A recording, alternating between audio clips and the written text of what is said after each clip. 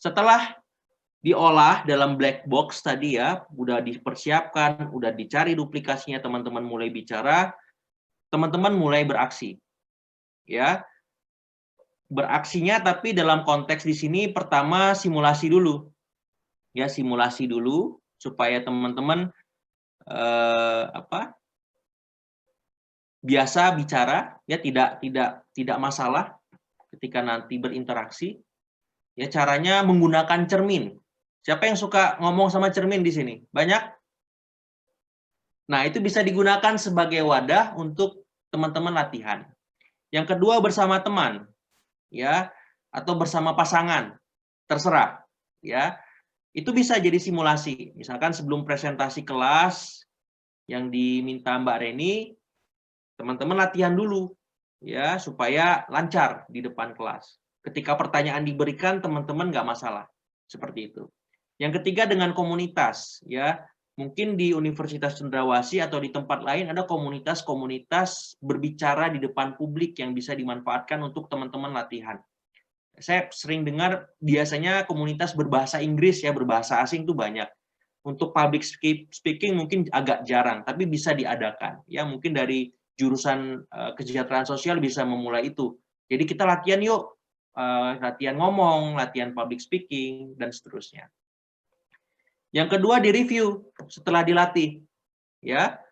Jadi nanti minta masukan, apa kurangnya di mana, perlu ditambahi seperti apa, supaya teman-teman tahu ya kemampuan terbaiknya seperti apa. Karena kalau tidak, teman-teman nanti merasa sudah puas, ya ini yang bahaya. Nah, yang ketiga, ini rekam suara. Ini memanfaatkan teknologi. Kalau teman nggak ada untuk berbagi, teman-teman bisa merekam suara pakai HP, kemudian didengerin berulang-ulang. Apakah suaranya udah bagus, sudah enak didengar, sudah renyah, sudah jelas pesannya. Nah, saya sering menggunakan itu ketika memang saya terkendala untuk menghadirkan teman atau orang yang mereview apa yang saya buat, apa yang ingin saya bahas. Gitu. Saya dengerin, oh udah enak, udah jelas pesannya, oke. Nah, saya ulang lagi nanti sampai benar-benar pesan itu bisa dipahami oleh semua.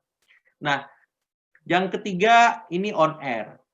Ini beraksi ya. Nah, apa yang harus dilakukan? Yang harus dilakukan adalah teman-teman melakukan survei lokasi, panggung, dan penonton ya, atau lawan bicara. Jadi sebelum saya ngisi seminar hari ini, misalnya, atau pelatihan hari ini, saya survei dulu ya. Pendengar saya siapa? Oh, mahasiswa Universitas Cendrawasih Jayapura, jurusan kesejahteraan sosial. Panggungnya apa? Panggungnya Zoom. Saya nyiapin materinya supaya bagus. Ya, penontonnya siapa? Penontonnya kita semua, pesertanya kita semua, seperti itu. Nah, kemudian openingnya saya persiapkan supaya kita semua dekat, supaya kita semua nyaman.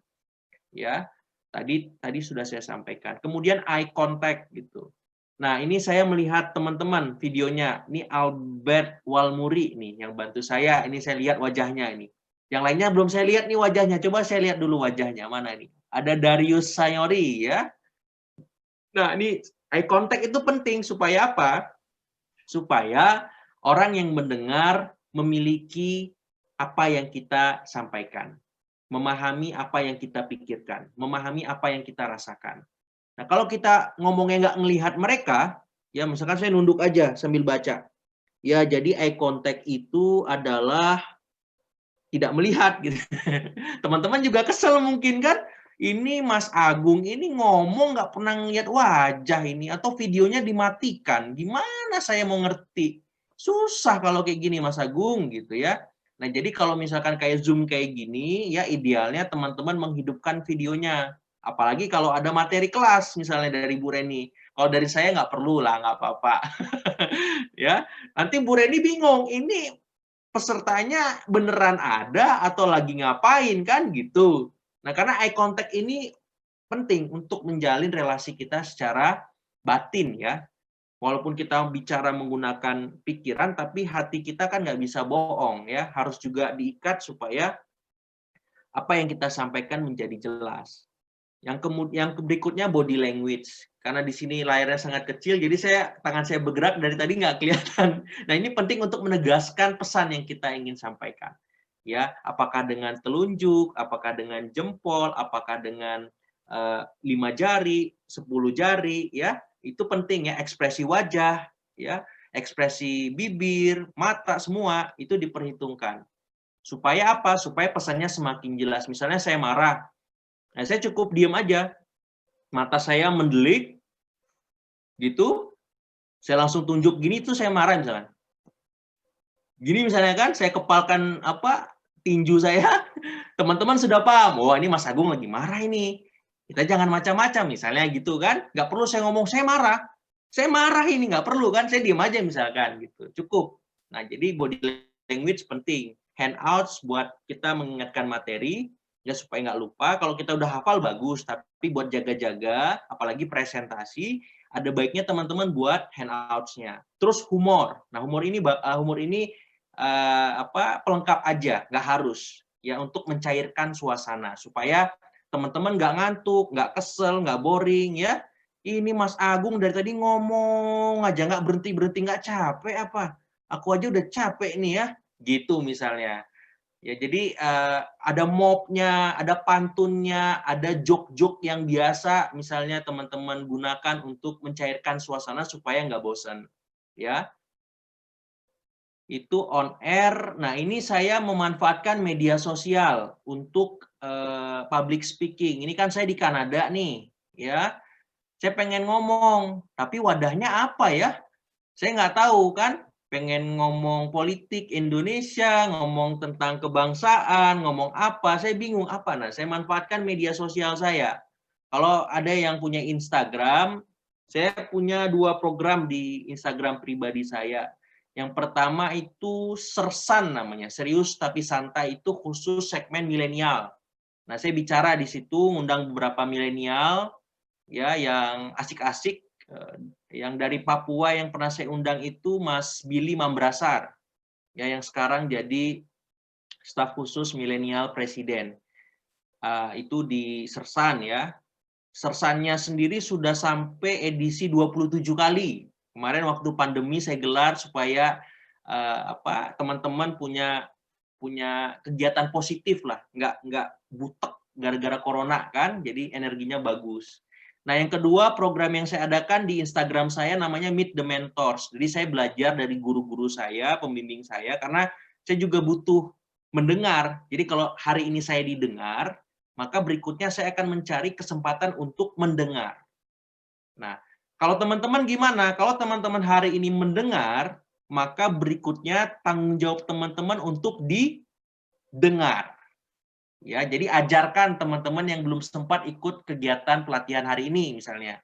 Sebagai teman-teman latihan public speaking. Ya, ini bagus loh, gua tadi ikut materi public speaking keren banget ya. Gimana cara kita ngomong, gimana cara kita bergaul, gimana cara kita nanti kerja menghadapinya seperti apa. Gini loh materinya bagus loh. Ini poin-poinnya misalnya gitu. Nah, saya juga perlu tempat untuk mendengar. Ya, saya belajar dari ini yang namanya Ibu Melati, ada Mas Bima Arya, ada beberapa yang lain juga gitu. Jadi media sosial yang teman-teman miliki sekarang, apakah Facebook, apakah Instagram, itu bisa digunakan buat teman-teman untuk melatih bicara. Ya, semakin banyak semakin bagus gitu. Karena kita jadi terbiasa ngomong sama siapa saja seperti itu. Kalau yang ini saya di media, ini di Berita Satu, ini di Net TV, ya. Jadi kalau kita tahu pemetaan lingkup bicaranya di mana kita bisa bicara, maka jam terbang kita makin tinggi. Jadi makin santai aja kalau kita ngomong. Tadi di kelas, di organisasi, di komunitas, di kompetisi, di media sosial bahkan gratis kan? Kita tinggal ngundang aja siapa teman kita, yuk kita ngobrol yuk gitu. Teman-teman jadi hostnya, dia jadi narasumbernya, saling menimpali, kan itu asik ya gitu. Ini juga soal bahan tadi ya, ujungnya menjadi diri sendiri. Nah, itu untuk on air. Terakhir ya, sebelum kita sesi tanya jawab, beberapa rekomendasi buku yang bisa teman-teman baca untuk menguatkan apa yang saya sampaikan. Bisa jadi ada kekurangan sharing yang saya sampaikan. Nah, teman-teman bisa membaca ini bukunya Charles Bonar Sirait. Ini buku lama, sekarang didaur ulang terus. Covernya juga baru saya lihat di Gramedia.